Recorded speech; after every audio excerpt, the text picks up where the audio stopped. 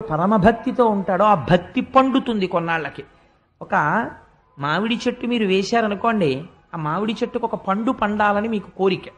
దాన్ని తీసుకొచ్చి మీరు కావులో పెట్టి పండించడం కాదు, చెట్టును ముగ్గితే ఆ పండు తినాలి. కానీ మీరు పెట్టినటువంటి విత్తనం లోంచి చెట్టు రావాలి, దాన్ని మేకలు ఆవులు తినేయకుండా ఉండాలి, అది ఒక స్థితికి రావాలి, అది పూత పుయ్యాలి, విశేషమైన మంచు పడి ఆ పువ్వులు వాడిపోకుండా ఉండాలి, అవి పిందెలవ్వాలి, ఆ పిందె రాలిపోకుండా ఉండాలి, అది కాయ అవ్వాలి, వీధిలో ఉన్న పిల్లలు రాళ్లు పెట్టి కొట్టి కింద పడిపోకుండా అది కాపాడబడాలి, దాన్ని చిలక కొట్టకుండా ఉండాలి, అది చెట్టున పండాలి,